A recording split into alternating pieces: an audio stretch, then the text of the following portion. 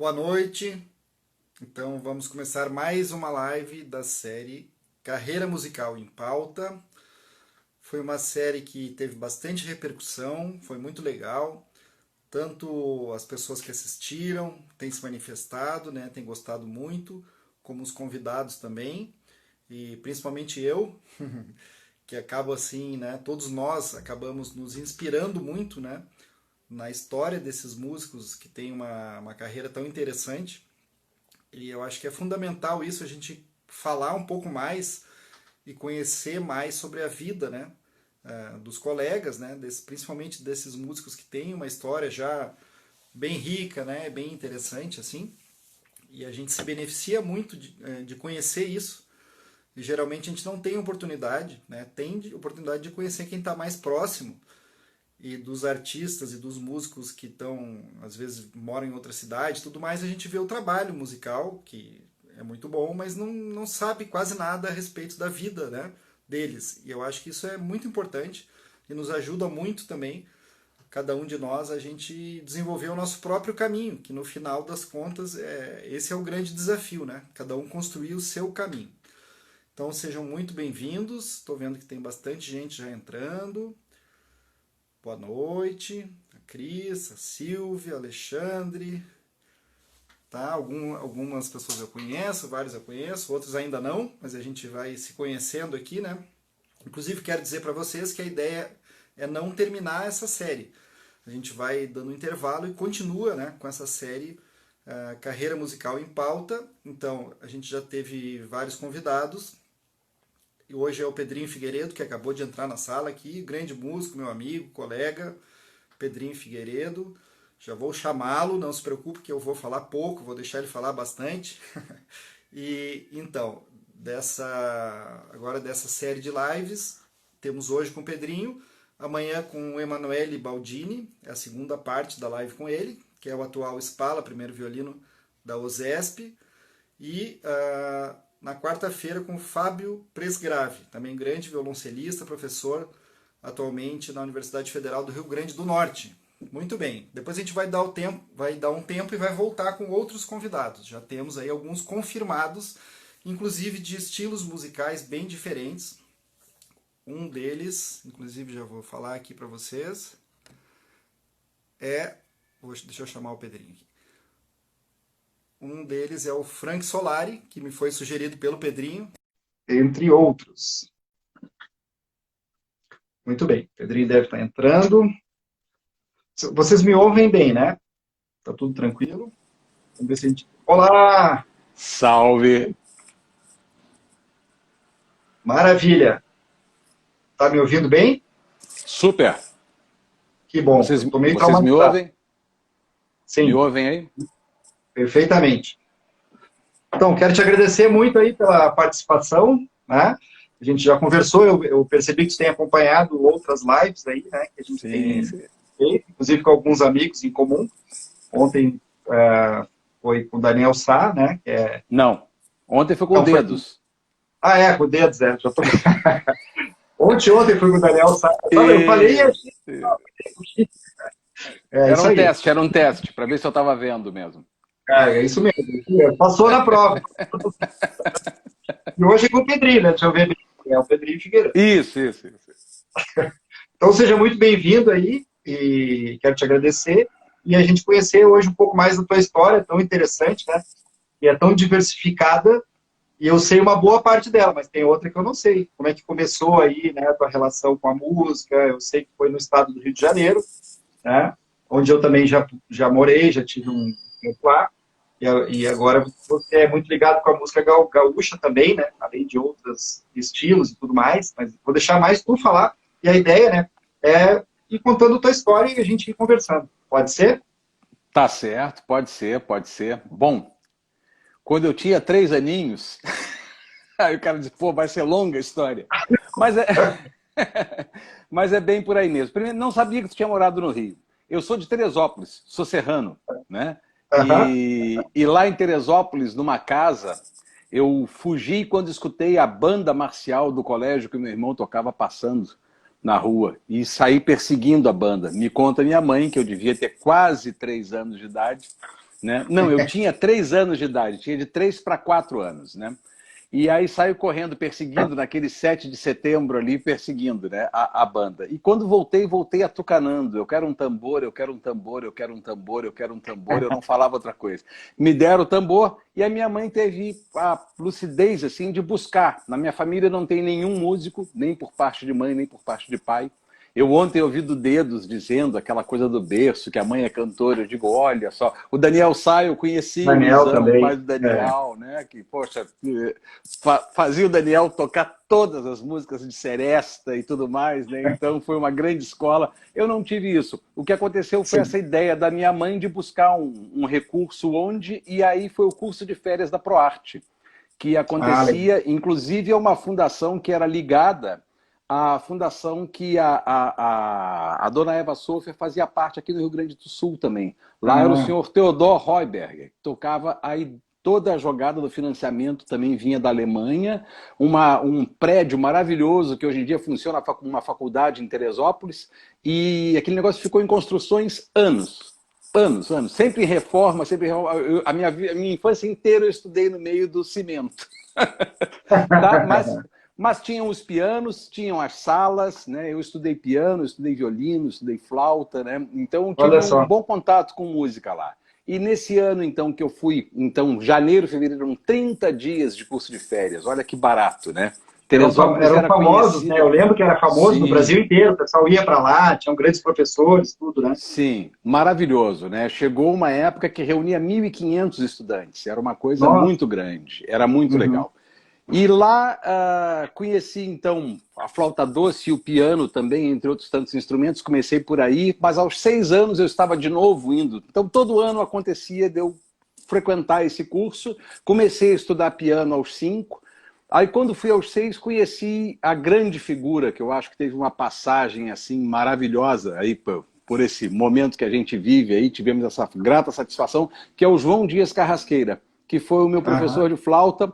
Aos 6 anos de idade me deu a minha primeira flauta doce e foi um despertar assim mesmo, seríssimo, né? Eu vinha tocando só piano antes e aí com o Carrasqueira foi uma experiência fantástica. Aos 7, de novo, fui ter aula com ele. Nesse ínterim não tive aula com ninguém. Aí ele providenciou que não, alguém tinha que dar aula e tudo mais. A minha professora de piano passou a me acompanhar em músicas para flauta doce. Então Olha ela só. dava, né, era uma pessoa que vinha do Rio de Janeiro para dar aula em Teresópolis, né? Então Aham. eu tinha aula de piano e tinha aula de flauta. Passei a ter 2 aulas de música por semana. Então a música foi ficando cada vez mais presente na minha vida, né?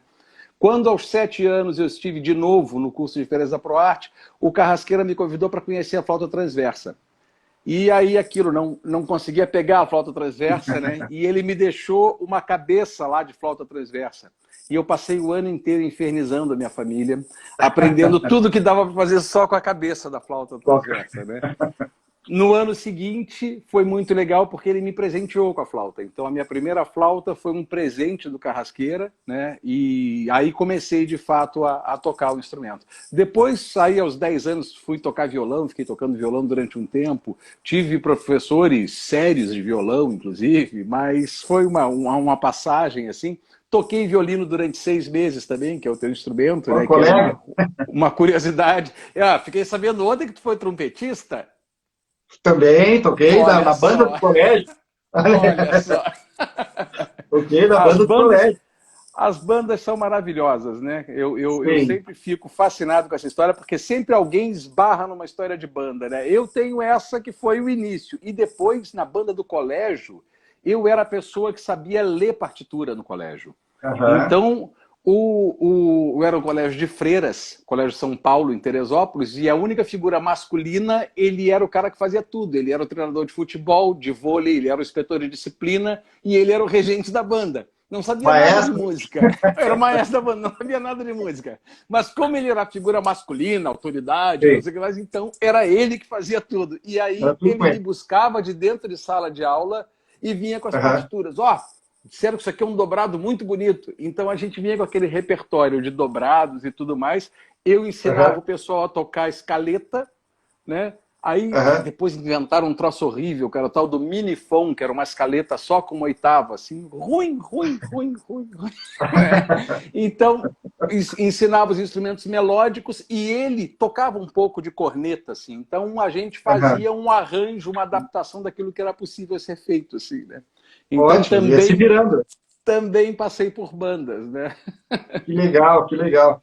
É, a banda que eu toquei era assim, era por número, não tinha nota também, era 12, 13, era o número dos dedos, e a gente ia tocando, pegava de ouvido, mas esse contato é muito bom. A primeira vez que eu vi uma partitura dessas foi aqui, eu já trabalhando como técnico no estúdio da Isaac, e aí fui falar com um cara, porque tinha uma segunda voz que estava com uma notinha errada, assim, eu digo, olha, quem sabe, na hora que está dando ali aquele mi bemol, será que naquele momento, só naquele momento, eu acho que é um mi natural.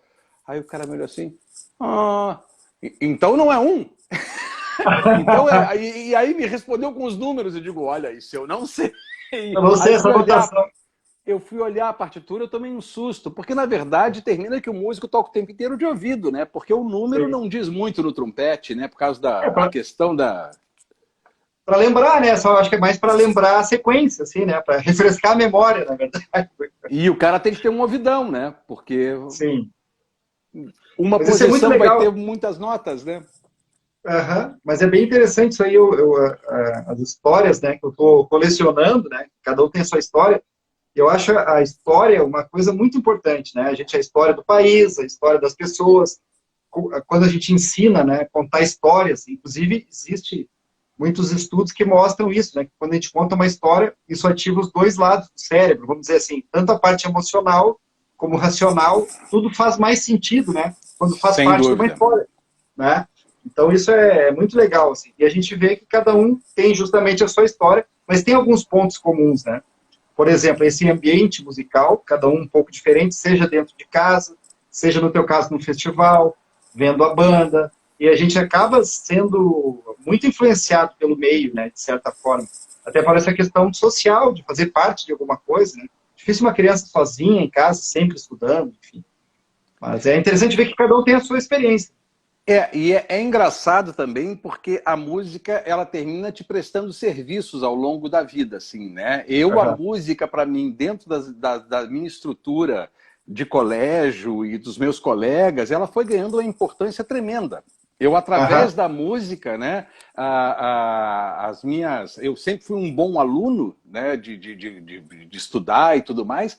aham, Mas a música me permitia aí esse tipo de coisa, sair da sala de aula. Por exemplo, o inspetor sim. de disciplina do colégio vai lá e me tira de uma aula, né? Então eram coisas que a música proporcionava que eram muito legais, assim, né? Eu digo, poxa Aham. vida, quem mais na escola faz isso? Que o inspetor vai ali, bate e diz para a professora de matemática, olha, diz para o Pedro sair aí. É um Maravilhoso, né? status, né, uma valorização, assim, né? A pessoa se sente valorizada. Muito legal. Muito legal. Agora, tu Sabe que falava ontem... sobre essa questão do contar a história. Eu queria só Sim, falar uma coisa que é uma piada da família, tá?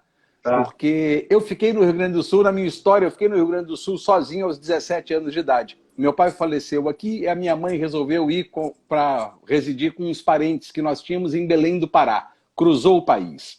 Lá Tá. ainda mora minha irmã, até hoje, né? Aham. E fiquei aqui sozinho. Fiquei aqui sozinho. As minhas histórias, quando eu contava para as pessoas, cada vez mais elas foram ficando as minhas versões das histórias. E isso Sim. termina que hoje em dia é motivo de risada dentro da minha família, quando a gente se reúne, eles querem ouvir a minha versão, porque a minha versão nunca é o que de fato aconteceu. Não, Porque não sabe. reforçar a história, quando tu conta a Sim. história, tu reforça a história, né? Então Aham. aquilo que tu altera de uma história também, tu reforça aquilo que tu altera, né? E assim vai, né? Só para Perfeito. porque é E a interessante para a memória gente. não é nem que a gente inventa, né? A gente acha que foi assim mesmo, né? Porque não, é tudo Exatamente, misturado, né? era isso que eu queria falar, para a gente ver o Aham. quanto pode ser relativizada essa questão da verdade, né? E do que a gente Sim. tem como. Não, é assim. É assim Aham. porque é o que tu acha que é assim. Tu acha, tu lembra assim, foi o que te marcou, que tu enxergou daquela forma, né? Exatamente. Com Exatamente. Isso é certeza. divertidíssimo, cara. Tá, mas aí Às vezes a então, pessoa diz que não, eu tenho André, certeza que aconteceu tal coisa. A pessoa tem certeza que aconteceu, ela não está mentindo. E não aconteceu. claro, Mas claro, é que claro, no claro. cérebro também não tem diferença da realidade, da imaginação, tudo se mistura um pouco, né? Mas assim, eu lembro muito, eu morei no Rio de Janeiro, então a gente nunca falou sobre isso, né? Na verdade, eu me formei lá, na Unirio, no Rio de Janeiro. Toquei lá na Hum, Sinfônica Brasileira, no Teatro Municipal. Morei 7 anos no Rio de Janeiro. que E me legal. lembro que... então. Por isso que eu tenho esse bronzeado, esse sotaque, assim, né? Inclusive, eu achava que eu era primo da Xuxa. O cara marcou uma entrevista comigo, eu tanto Mas então, o que eu queria dizer com isso, que eu acho bem interessante que ali no Rio de Janeiro, tanto Teresópolis, Petrópolis, tem uma tradição musical bem forte, né? Petrópolis também, com os canarinhos. Muitos músicos saem ali de Petrópolis, essa região da Serra ali do Rio de Janeiro. Bom, aí tu veio parar aqui no Rio Grande do Sul e acabou se identificando muito com a cultura, né? Gaúcha, pelo menos é o que parece. Através da música e tudo isso, eu te vejo meio gaúcho, com um pouco de sotaque carioca. E como é que foi essa Não, adaptação, essa é, questão? o que aconteceu. Eu tive então um contato com um repertório erudito desde cedo, né? Aham. E esse repertório de concerto, assim, preparando para flauta, né? Só que com um professor que sempre foi um professor crossover. Ainda não existia o Uhum. termo e o Carrasqueira já era isso. O Carrasqueira era um cara que frequentava as salas de concerto, mas ele era um chorão por natureza, ele admirava a música popular brasileira tremendamente e fazia com que a gente exercitasse esse repertório também pelos dois lados com a mesma seriedade, né? Então isso era uma coisa Legal. maravilhosa. Inclusive o filho dele, que é um grande flautista, que é o Toninho Carrasqueira, o Antônio Carlos Conheço. Carrasqueira, né? O Aham. Toninho Carrasqueira é um chorão de primeira linha, um cara que toca Aham. choro muito bem, um improvisador imenso também, e é um músico, um concertista, né? Foi flauta de orquestra em diversas orquestras, então é muito legal, isso foi uma herança, né? Então eu aprendi que música é música, essa é a Aham. questão. Eu aprendi com o Carrasqueira a gostar de música. Uma música que me encanta é a música que eu vou tocar e vou tentar fazer ela da melhor forma possível, né? Quando eu cheguei aqui, André, o que aconteceu é que quando eu fui ouvir uma milonga, um vaneirão, né? Eu digo, mas que é isso? Eu não tinha ouvido nunca nada nem Sim. parecido. E aquilo me Aham. despertou um interesse tremendo. Ao mesmo tempo, chegando aqui, eu cheguei aqui em março, em julho eu estava no primeiro festival que eu fui, no Festival da Vindima da Canção, em Flores da Cunha, pegando 2 graus de barraquinha, né? Porque Aham. era um grupo de garagem com amigos, né? Mas era Aham. música pop. Ali se fazia rock and roll, se fazia, né?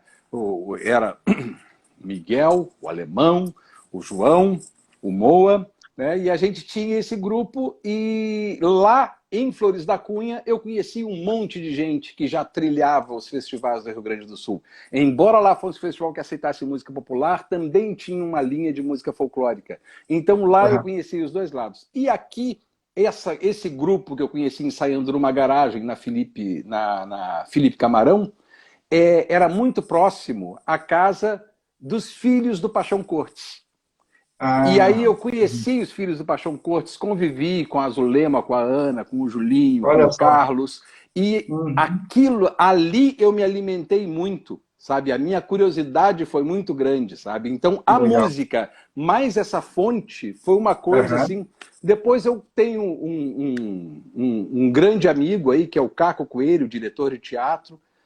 Inclusive, trabalhamos recentemente, eu numa outra função, eu como técnico e desenhista de som da peça dele, uma montagem muito legal de um Nelson Rodrigues, com a Gisela Sparrenberger, um monólogo denso, assim. E o Caco, nessa época, compondo, concorrendo em Califórnias e tudo mais, o Caco começa a me alcançar aí realmente a literatura, né? Então, com o Aham. Caco, com o Glênio Fagundes, aí depois vários músicos moraram junto comigo, né? Eu morava sozinho num apartamento, um JK grandão, então um deles foi o Neto Fagundes, que foi um dos que morou Olha mais só. tempo. Já Aham. naquela época, eu, o Neto e o Renato já tocávamos juntos, então fazíamos alguns shows. Então, foi essa música nativista que vem a ter esse nome aí depois, né? Sim. Depois não, nessa época já se chamava, né? A Califórnia Nativista, já era isso, né? Aham. Então, foi uma coisa que teve uma grande importância para mim, pela curiosidade, por eu tentar entender o que era, né? Um susto maior ainda foi uma chacareira, um chamamé. Aí, então, eu realmente fui atrás com vontade, assim, Aham, sabe? Então, eu estudei muito aham. isso, estudei bastante, gosto muito. Que legal, então foi essa curiosidade, né, enfim, já tinha, e também a oportunidade, né, quase uma coincidência também de entrar em contato com figuras tão marcantes, assim, né, tão importantes da Foi uma música. coincidência, sem dúvida. Referências, assim, né? Uhum. A turma que eu frequentei, assim, foi muito legal. Aí, o que acontece rapidamente também é que meu primeiro emprego tocando como músico, assim, na noite, foi com o Totonho Villeroy, o Antônio Villeroy. E Sim. dali, naquele período ali, o Ayrton dos Anjos, o Patinete, que é um produtor que gravou todo mundo, né? Todo mundo em Aham. algum momento gravou algum disco com Patinete, né? Me convidou para integrar o grupo, a banda de base, que foi o Música Popular Gaúcha. Uma semana no Teatro João Caetano, no Rio de Janeiro. Né? Olha E eu só. Uhum. conheci todas as pessoas lá. Eu não conhecia, o grupo foi para lá, alguns compositores e músicos moravam lá, outros moravam aqui. Aí conheci Bebeto Alves, Peri Souza, inclusive hoje lembramos do Peri, porque há 3 anos atrás a gente fez um show em homenagem ao Peri. Né?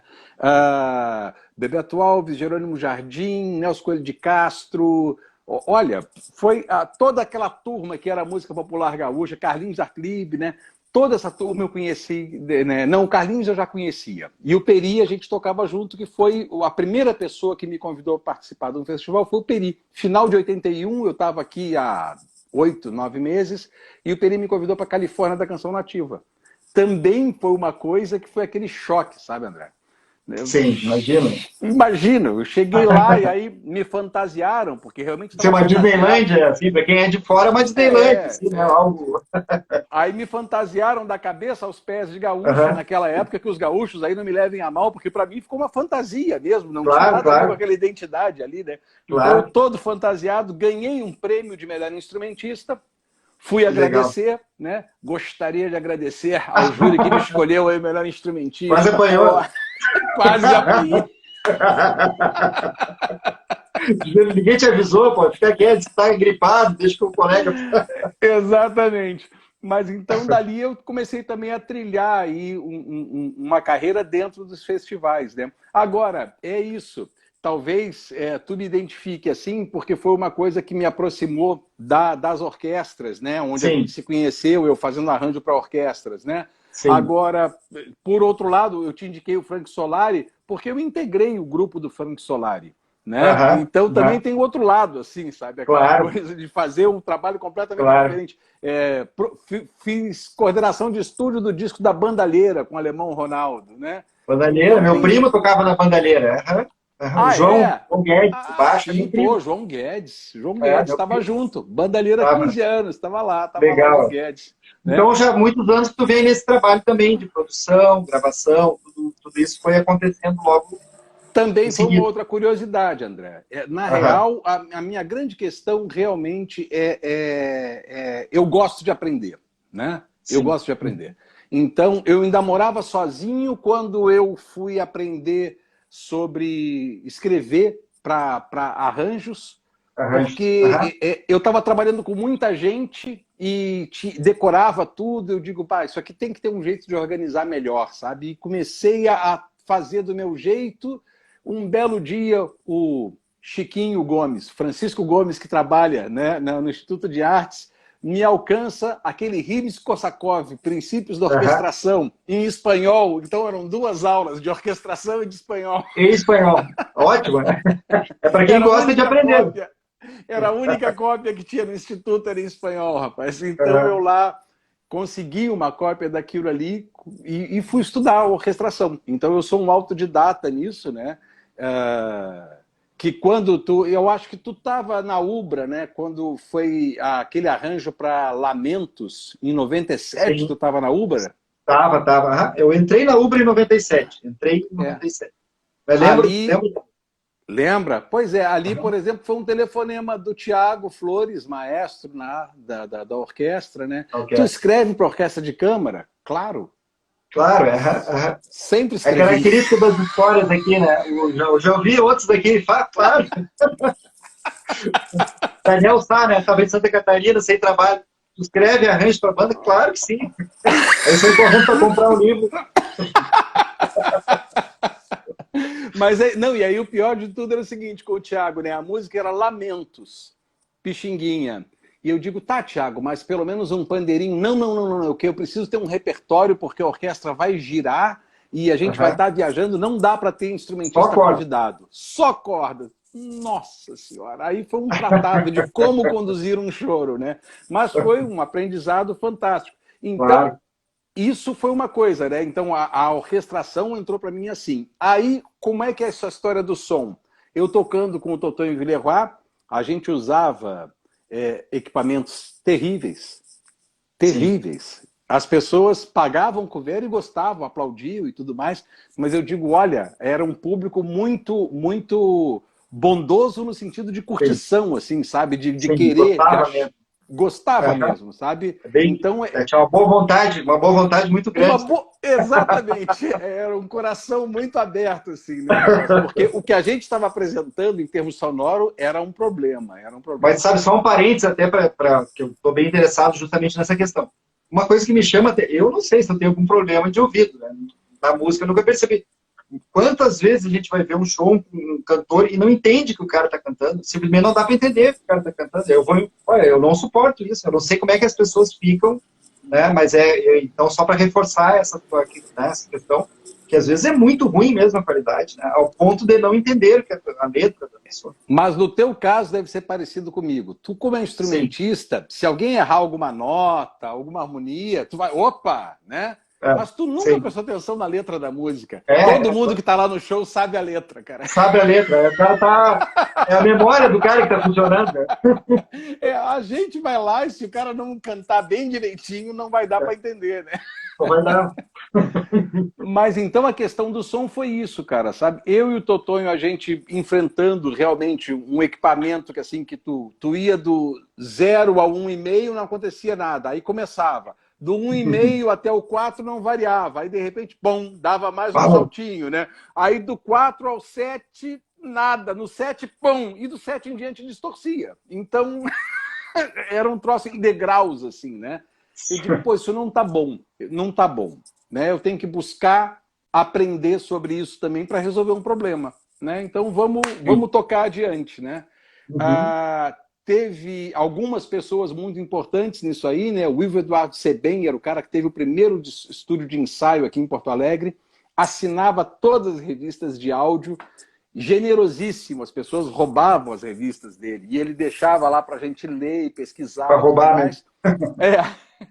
Foi o cara, foi também o estúdio onde eu ia estudar saxofone e soprano, porque o início de alguém aprendendo saxofone é uma coisa horrível, porque parece um porco morrendo ali no canto, né? Sim. Então, a gente ficava em contato, eu ligava para ele, ia para um orelhão pertinho de casa, ligava para o Ivo para saber, terminou? Terminou. Aí eu caminhava da minha casa na João Pessoa até ali perto do viaduto da Protásio Alves, onde era o estúdio. Lá eu ficava estudando até a hora que eu aguentava, 3h30, 4 da manhã, aí deitava naqueles cobertores do bumbo Lá ali, mesmo. lá mesmo, esperava amanhecer o dia para poder caminhar de volta para casa, né? Poder Então ali, voltar vivo. para poder Uhum. voltar com o instrumento, né? Então fiz É isso isso aí. algumas vezes, né? Que era a forma também de poder estudar, né? Ótimo. Então, assim foi Uma o coisa que eu pergunto. áudio, cara. O áudio foi Sim. isso. O áudio foi uma necessidade também. A Tá? necessidade que Isso. estava prejudicando o teu trabalho, né? O trabalho de É. você estava sendo É. prejudicado. Aí precisou encarar. Isso acontece muitas vezes, eu vejo, né, no Brasil, assim, por isso que a gente também acaba muitas vezes se desenvolvendo em várias áreas, tendo essa flexibilidade de ter que se virar, dar um jeito. Aí o pessoal diz assim, o talento, eu acho que é bem associado mesmo, né? O talento é essa busca de alternativas, que eu tenho falado com várias pessoas, e lógico, a vida inteira a gente conversa, e a gente vê que como a gente perde para outros lugares por ter toda a estrutura certa, mas também ganha nesse jogo de cintura, né? Não sei o que Sem tu dúvida. pensa Sem com dúvida. relação. Uhum. Sem dúvida. A gente tem essa oportunidade, né, trabalhando com o Borghetti, com quem eu estou há 30 anos, né? Sim, Então, fizemos várias viagens para a Europa, né, e tudo mais, e a gente vê que eles estranham muito quando eu sou a pessoa que vai dar a solução técnica mesmo, sabe? sim.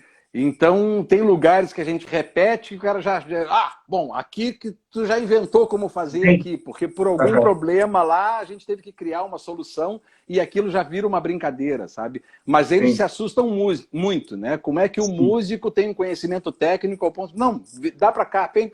E o Vitor Peixoto, que é o pianista do quarteto, é a técnica em eletrônica. Então o Vitor ainda vai mais fundo mesmo. Se precisar, ferro de solda e vambora, né?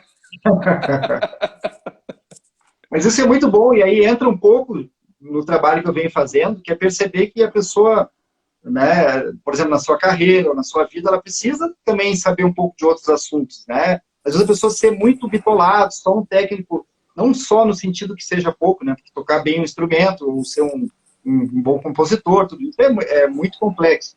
Mas às vezes a pessoa não perceber que tem outras áreas que são complementares, que são importantes, como a própria comunicação, é outra questão que tu faz muito bem também, né? Enfim, de várias formas.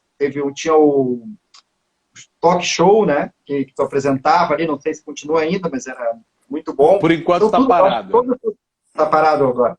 Todas essas áreas, elas são complementares, né? Porque hoje em dia, se a gente não sabe se divulgar, não sabe, de certa forma, também vender o seu peixe, ficar parado, esperando e chorando, as coisas não vão acontecer, né? Cada vez mais. O talk show foi uma questão assim, André, tá? Uhum. Quando chegou no final de 2018, dia 12 de dezembro de 2018, eu olhei a minha agenda. Não, dia 12 de dezembro de 2017. Eu olhei a minha agenda de 2018 e não tinha nada. Nada. Sim. Né? Ou ia ter que arrumar um emprego em outra área ou inventar né? Criar situações. Né?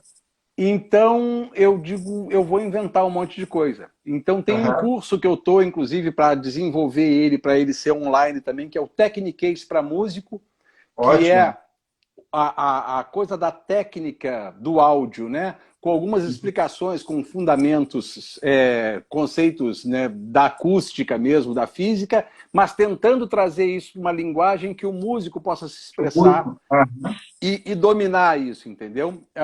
E também usar toda essa minha bagagem dos tantos erros que eu já fiz e que eu também já presenciei e mostrar para as pessoas, olha, cuidado com isso, cuidado com aquilo, né? Então é um techniquez para músico, para tentar, né? Isso eu criei nessa época.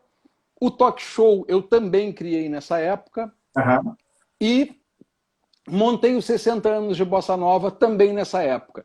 Tudo isso porque eu não tinha trabalho algum. Eu digo, bom, então agora eu vou ter que fazer o trabalho e sair correndo atrás. Né? Então foi uma... e também produzi um show de duo com o Paulo Dorfman no dia 2 de janeiro e 13 de janeiro, que ninguém queria fazer. Resolveram fazer, o que eu pensei foi isso. Eu digo, essa é a hora que ninguém está fazendo nada, né? Se o meu talk show está parado agora, por quê? Porque todo mundo, o talk show, não, agora tem que botar o talk show. Eu digo, cara, agora todo mundo vai fazer conversa. Por que eu vou fazer uma coisa que vai todo mundo fazer, né? Vamos deixar agora isso aí acontecer. Lá adiante, eu estou lá com um monte de talk show gravado, todos eles foram filmados. Lá adiante, quando isso aqui estiver equilibrando, aí eu vou editar e vamos disponibilizar o talk show, né? Então também isso, não adianta tu chegar e surfar na onda que tá todo mundo indo, né? Tá todo mundo indo, vai se bater. Olha, não, vou sair dessa aqui, né? E assim foi, André. Foi tão longe esse negócio meu de gostar de estudar e procurar as informações que do áudio eu me dei conta que não adiantava só ter o botãozinho. Quando tu critica, por exemplo, que não consegue entender o cara cantando, às vezes é a acústica do local. Às vezes o técnico é bom, o som é bom, o equipamento é bom, mas a acústica do local não ajuda. E aí, o que eu fiz? Eu fui estudar a parte da acústica. Então eu também fiz 2 anos e meio de engenharia acústica lá na Universidade Federal de Santa Maria. Depois disso, eu fui convidado por um colega, que tu deve te lembrar dele, o Amaro Borges. Né? Sim, fui colega dele no Teatro São Pedro. Isso, eu lembro. Né? Então o Amaro me convidou, a gente montou um curso lá chamado Música e Tecnologia.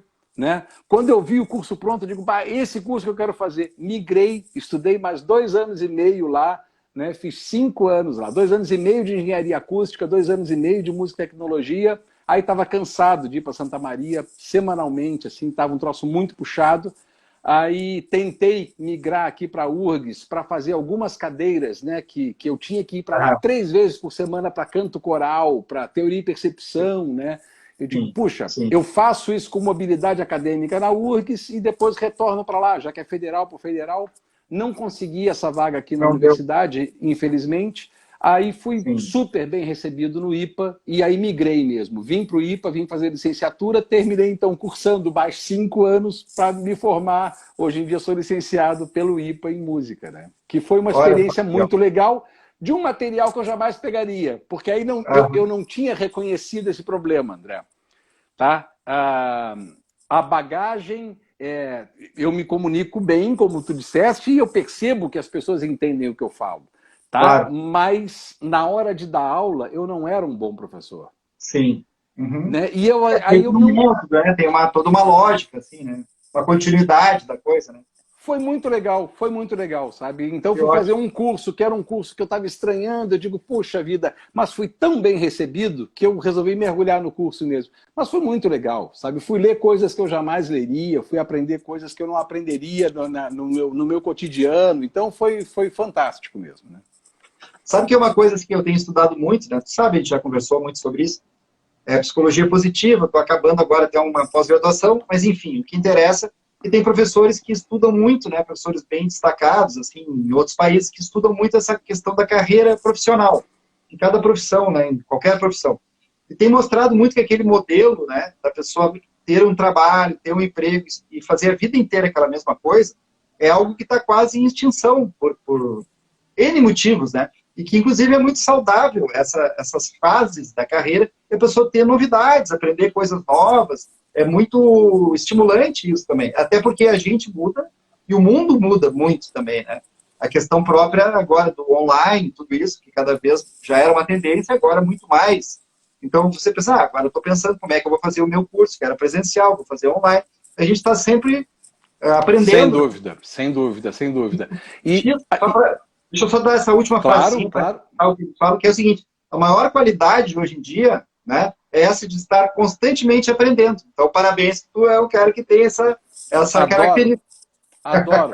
Adoro. Assim foi, sabe, no que apareceu pela minha frente, né? Inclusive, eu acho que a gente tem uma responsabilidade, aí vem o lance do artista, assim, né? A gente tem que estar sintonizado com o que está acontecendo, né? Sim. A minha música, ela não diz só aquilo que eu estou pensando sozinho, trancado em casa. Ela diz aquilo que é do meu entorno, né? E, na verdade, o relato histórico da música, quando tu vai puxar do passado, é isso, né? Ela está sempre contando a história do momento dela, né?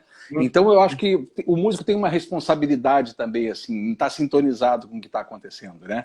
E aí, a importância também de tu estar buscando informações outras, né? Que também não é só, né?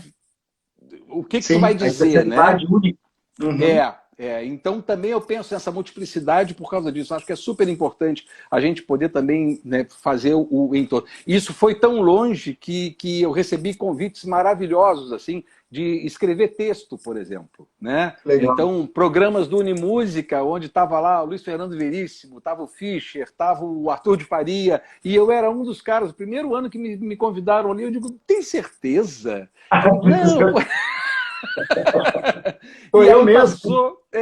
Passou a ser uma experiência muito legal, sabe? Então, volta e meia, faço alguma coisa assim. Passei a ser um produtor cultural de elaborar os meus projetos também, que era uma coisa que antes eu não me sentia com essa capacidade. Eu digo, pô, mas eu sempre li bastante, né? Eu acho que dá, né? Então, e fantasiar e conseguir criar um conceito e defender esse conceito por escrito, né? Então eu gosto muito dessa história de poder estar fazendo várias coisas simultaneamente, né? Sabe que esse exemplo, às vezes as pessoas me perguntam, né? Até vou fazer uma pequena divulgação, que no dia 16 eu vou fazer um workshop gratuito, que se chama Aceleração Carreira Musical. O último levou 3 horas. Ali eu vou mostrar um monte de conceitos, ferramentas, que ajudam o pessoal a se organizar, né, enxergar o seu potencial. É uma dificuldade que a gente tem muitas vezes de enxergar o potencial que você está mostrando, né, um potencial em várias áreas, e às vezes a gente duvida. A pessoa de fora fala, Pedrinho, vamos fazer tal coisa, será que eu posso fazer isso? Né? Tem gente que não acredita e não faz, e perde muitas oportunidades, né, por isso. Por exemplo, Então, uma coisa que eu gosto muito de chamar a atenção é aquela questão que cada um tem uma combinação própria, como se fosse um prato, né, de um chefe que vai fazer o seu prato com seus ingredientes. Então, por exemplo, tem o Luiz Fernando Veríssimo. É óbvio que o Luiz Fernando Veríssimo, como um escritor, tem um nível muito acima do Pedrinho como escritor, mas o Pedrinho tem outras experiências e tem uma combinação própria e uma personalidade que é do Pedrinho. O Luiz Fernando Veríssimo jamais vai ter, até porque ele não é música, quer dizer, como músico No ele caso é dele, ele é. ao contrário. Mas então isso é interessante a gente perceber como cada um é diferente, aprender a tirar o ouro aí da sua história. Eu acho isso bem legal, assim, né? Que na diferença que está o ouro está na diferença, não é em ser melhor, não é, né? Enfim. E eu acredito também numa outra história que eu vejo assim, do meu cotidiano, né? Uhum. Que para tu manter a tua performance relativamente interessante para ti mesmo, né? É legal essa variedade, sabe? Uhum.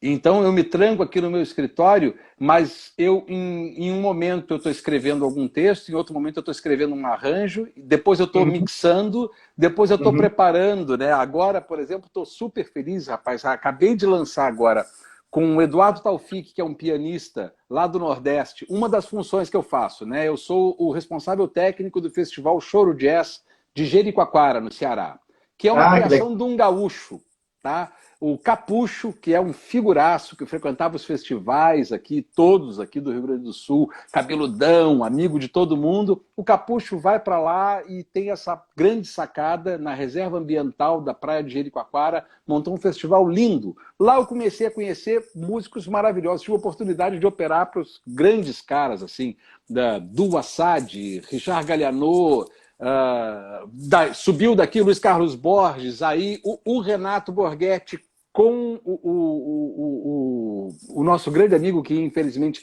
faleceu, né, o Bonilha, né, de violão. Depois estivemos lá com o quarteto, né? Então, cara, tive com grandes músicos lá e tive com o Du Taufik. E o Eduardo Taufik, que é o pianista, o Roberto Taufik de violão, o Eduardo de piano, lançamos ontem, a convite dele, uma live dessas. Então, ele gravou de lá, eu gravei daqui. Então, até isso também produzir, ter tempo para gravar, estudar, né? Então, o dia é um dia que vai migrando, né? Nesse momento, eu estou com uma atuação muito forte na história da Lei Aldir Blanc, estou conectado com vários fóruns. Eu sou uma pessoa que gosto muito de pensar essa situação também da política, do investimento na cultura e tudo mais. Então, estou gastando assim mais da metade do meu dia agora nessa função, né? Porque a gente tem que ter essa responsabilidade também, eu acredito nisso, né? Que se eu posso daqui ajudar, né? Eu tenho certeza que tem aí um monte de gente precisando, né? Então, é outra coisa que eu gosto de fazer também. Com certeza, eu acho assim, uma das coisas que eu pensei em te convidar, né, além da qualidade como músico, é a postura, né, que eu tenho, que você tem, que eu sempre percebi, que a gente tem conversado algumas vezes, que é essa de ser proativo, né, de buscar soluções para as coisas, né? Se não tá bom, eu vou me envolver, vou ver o que eu posso fazer, e tem muita coisa que a gente pode fazer. Só que, né, infelizmente, a gente às vezes não percebe isso, e fica numa posição mais de ficar reclamando, e realmente não falta, né, do que reclamar, não falta, né? Só que ficar reclamando, meio que não vai acontecer, né? Infelizmente não resolve. Dá para gastar um dia e dedicar muita energia para reclamação. Sim. Dá para ficar sempre nessa energia e vai te consumir, vai te cansar e tu vai achar, inclusive, que produziu. Sim. O desgaste é tão grande que parece que tu produziu, né? Tu não fez nada. Só que só vai piorar, né? Geralmente só vai piorar, porque tu vai entrar num ciclo e daqui a pouco tu tem que ser coerente com aquilo que tu tá falando e mostrar que tudo tá ruim, né? Em vez de tu, enfim. Tem um grande treinador esportivo que falava uma coisa interessante, eu lembro bem dessa frase, que eu ouvi, não lembro o nome dele, alguém me contou isso aí, que ele dizia o seguinte para os atletas dele, né? Disputavam um campeonato mundial, tal, uma coisa de levantar peso, tal. Ele dizia, ele não deixava eles reclamarem. Não pode reclamar. O cara disse, eu tô cansado. Não fala isso. Tá frio, tô com fome. Não tem reclamação. Ele falou assim, se você reclama, você tem razão, mas não tem resultado. Então escolhe, quer ter razão ou quer ter resultado. Então o foco... É interessante isso aí. É interessante. Porque o cara reclama que tem total razão. Claro, mas e aí? Claro. Né? Agora, é um limitante intransponível também, né? É um argumento. Não tem muito. No caso, principalmente dele, não tinha muito. Ou tu levanta o peso, ou tu vai reclamar pra mamãe, né? Ah, muito bom, muito bom. Então, depois a gente fomos evoluindo aí no tempo, né? Se conseguir lembrar mais ou menos retomar, porque a gente está indo para frente, para trás, Não, tá ótimo. o que aconteceu foi assim, eu comecei a tocar na noite com o Totonho, simultaneamente conheci todos esses músicos do que era esse movimento da música popular que se fazia aqui, né?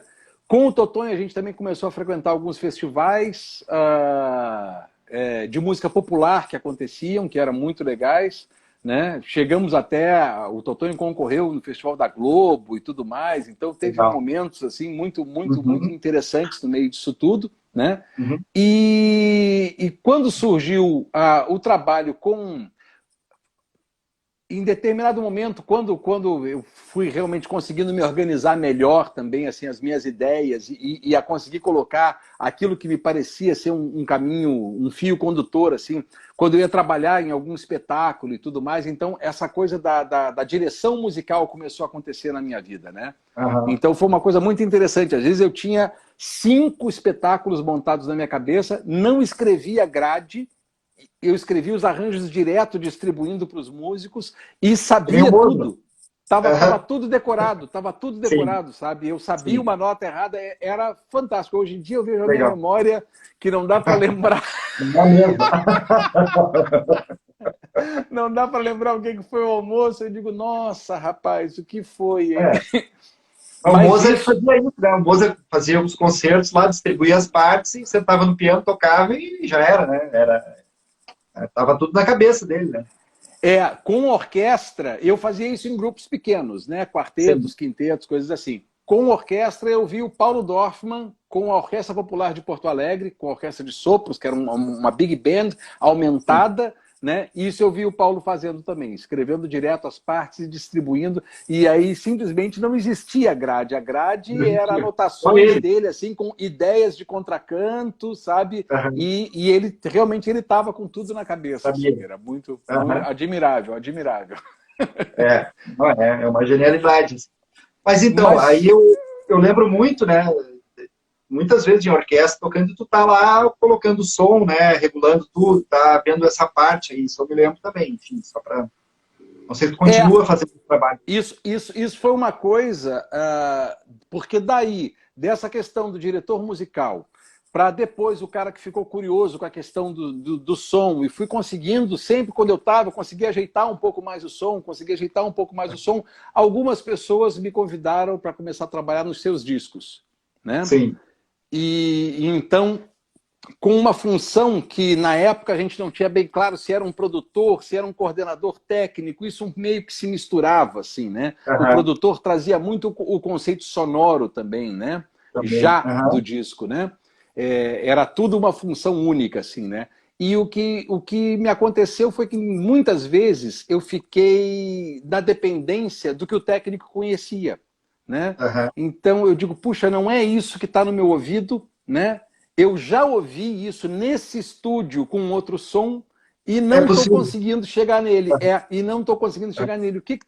Aí um belo dia eu cansei disso, procurei os estúdios Isaac, né, o Francisco Anelli, e disse para ele, Anelli, é o seguinte, eu tenho que pular para dentro para descobrir o pulo do gato aí dentro, eu tenho que vivenciar isso aí.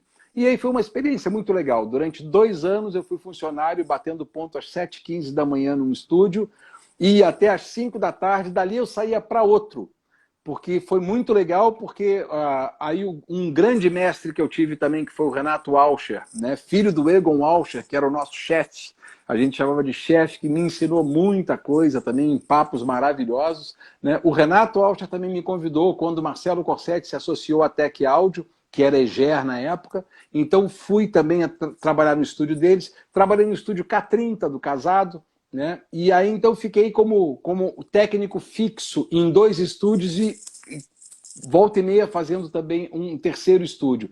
E isso foi uma experiência maravilhosa, porque aí eu gravei de tudo, convivi com muita gente de vários estilos musicais, aprendi horrores, porque cada estilo traz um conceito sonoro também, né? Então, para aonde um bumbo de bateria está baixo, para o outro já está ensurdecedor, sabe? Então, tudo tem a sua onda, né?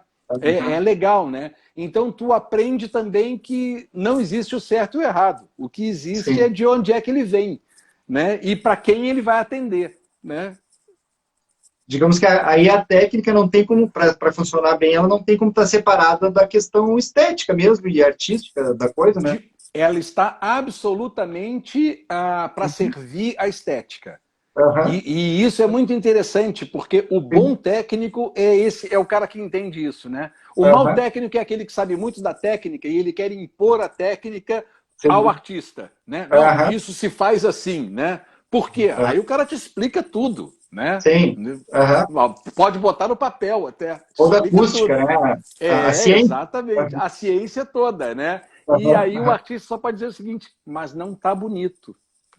Sim. Eu lembro que é perfeita, isso aí logo me veio à mente. Eu lembrei uma vez que eu fui em São Paulo, um amigo meu, comprar um aparelho de som. Então, enfim, depois eu fui nos Estados Unidos, fui em lojas especializadas, assim, com um aparelho de som que tem alta fidelidade. E aí tinha, assim, tais marcas especializadas só em caixa de som, a outra só em cabo, a outra só não sei o quê. Aí as marcas, assim, europeias e americanas. E era gritante essa diferença. Assim, ó, uma, é tantos decibéis, é tanto baixo, não sei o que, tá. E a outra era musicalidade. Então o cara sentava, ouvia, assim, é agradável, assim, o critério era outro, não era técnico. Era o resultado artístico do aparelho É, de som. é, Imagina numa é. gravação, então, muito mais, deve ser, com certeza. Sem dúvida, sem dúvida, sem dúvida. E isso diz respeito também a toda essa atividade, então, que eu fui desenvolver junto. Uhum, Depois disso, realmente passei a ser um técnico de som, né? Passei a claro. trabalhar com isso profissionalmente, passou a ser mais um ganho de Sim. trabalho, né? Passei a ter uma agenda também como técnico de som, Uhum, né? Ah, hoje em dia eu tenho um sistema na minha casa onde eu mixo, né? Faço mixagem, faço masterização. Inclusive é uma das minhas atividades do momento também, né? sim. Porque Uhum, com a claro. pandemia, né? Isso não Uhum, parou, né? E o sim. que foi muito legal foi que surgiu um convite lindo, que é o Coletivo Músicos Online. Esse eu vou fazer minha propaganda aqui, então, né? Claro, por favor. Então, a gente está... Quem puxa esse coletivo é o Itiberê Zuarg, que é o baixista eternamente, né? Trabalhando com o Hermeto aí há um tempão, né? O filho dele, que é o Ajurinã Zuarg, que é o baterista, o JP Barbosa, saxofonista, flautista, genial, né? Que também integra o grupo do Hermeto. A Mariana Zuarg, flautista, gravando os pícolos, flauta em sol, flauta em dó, também uma instrumentista fantástica, né? Aí o Ricardo Sarreston, de contrabaixo, elétrico e acústico. O Beto Correia, que é o cara que, quando o André Marques, que toca com o Hermeto, não pode, por problema de agenda, o Beto Correia é o cara que faz lá, porque também tem essa questão, né? Todos eles trabalham com o lance da música universal, que tem um jeito de cifrar próprio, tem todo um conceito harmônico bem específico, né? Uma sonoridade muito legal. O Itiberê, a partir do Itiberê Família, que foi onde ele conheceu o Ricardo, por exemplo, né? Usa muito, aplica demais isso aí, né? A Carol Panese de violino, né? E aí o Paulo Brandão, que é um baixista que integrou o Aquarela Brasileira, integrou o Céu da Boca, foi quem me convidou. Ele também é técnico, então ele faz mixagem e masterização lá, eu faço mixagem e masterização aqui, e estamos fazendo inclusive mixagens juntos, é uma experiência fantástica que a gente Olha fica só. batendo bola, um trocando e criticando o Uhum, trabalho do outro, olha, não, acho que é assim, eu acho que é assado, então tem sido fantástico, com os músicos, cada um tendo que aprender a se gravar em casa. em Então o casa. Itiberê dispara os arranjos para todo mundo, né? E cada um está dando o seu jeito. Eu e o Paulo dando assessoria com Legal. videochamada, assim, para, ó, não, Uhum, faz assim, faz assado, bota o microfone mais para lá, né? Então tem sido uma experiência muito legal. Isso a gente está gravando agora, por exemplo, uma das coisas que foi lançada foi uma música inédita do Hermeto Pascoal, dedicada ao Manny, que é um mexicano que mora nos Estados Unidos, e que ele quis ouvir como seria, então, esse grupo, que é um grupo que tem tanto a ver com o Hermeto, gravar a música do Hermeto. Então, foi uma produção exclusiva, já está saindo a segunda música nessa onda, e agora também fornecida pelo Mene, porque o Mene é uma das pessoas presenteadas pelo Hermeto, naquelas músicas escritas no guardanapo, não sei o que mais, né, num tecido. O Mene tem várias dessas em casa, e ele está agora gravando. Que legal. Isso é muito bom a gente ver quanta coisa pode ser feita, né? Nesse momento, tem muita coisa que pode fazer. Então a gente tem que focar naquilo que pode. Às vezes parece que não pode e pode, né? Porque tem que adaptar, tem que criar, tem que, enfim, né? Isso é muito bom. Eu queria te perguntar uma coisa. Posso falar uma coisa sobre isso? Por favor, pode falar sim. Eu acho que a gente está engatinhando nisso, né? E a gente vai ter que ter a humildade de reconhecer que a gente está engatinhando nisso. Se a gente achar que o que a gente está fazendo agora já é de verdade, a gente vai cometer aquele grande pecado do cara que não sabe nada, né? E acha que está abafando, sabe? Sim. Então, a gente tem que ter a plena convicção de que estamos nos primeiros passos de uma nova coisa. Tá? E que a gente vai ter que buscar essa qualidade ainda, sabe? Eu critico muito, por exemplo, a questão da qualidade da nossa internet. Sim. Eu bato palma aqui, tu não vai conseguir bater palma junto comigo, André. É ridículo. Tu é músico, eu sou músico, né? Sim. Agora, uma internet na Dinamarca, por exemplo, Sim. né? Aí o Federico Trindade, né? Que é regente e percussionista, compositor, tudo mais, né? Meu genro, e teve fazendo o seu mestrado na Dinamarca, né? Lá ele viu 4 universidades conectadas, uma delas a 400 quilômetros de distância, os caras fazendo um octeto vocal. Olha só, imagina. Tempo real, cara. Então isso é maravilhoso. É possível, é possível. Sim. Eu acho que tudo é um processo, né? A gente pensar assim é uma maneira saudável em tudo, né? Pensar que é um processo, né? A gente começa pelo começo, não tem como começar Exatamente. no telhado, né? Tem que suar muito para chegar lá. E qualquer coisa na vida é assim, né? Eu acho isso, né? Mas de qualquer forma, uma coisa que eu tenho percebido, falando com outros músicos também, que tem coisas que a gente já pode fazer e não podia ainda, que era ainda mais precário, né? Tanto que não existia nem a internet, depois começou a existir. Também você tinha que ter um equipamento mais profissional para poder dar uma aula, por exemplo, que é uma coisa que muitas pessoas estão conseguindo dar boas aulas, né? Assim, de maneira competente, porque já é possível. E lógico que precisa evoluir mais. Mas é perfeita a tua colocação. Pensar como um processo. Também se achar que já está bom, não está bom, né? Está evoluindo. Exatamente, porque eu acho que é importante que essas pessoas que estão conseguindo dar boas aulas, se elas estão conseguindo dar boas aulas, com essa precariedade que a gente tem nesse momento, elas não podem ficar confortáveis, sabe? Essas provavelmente são as pessoas que vão nos ajudar a chegar no passo adiante.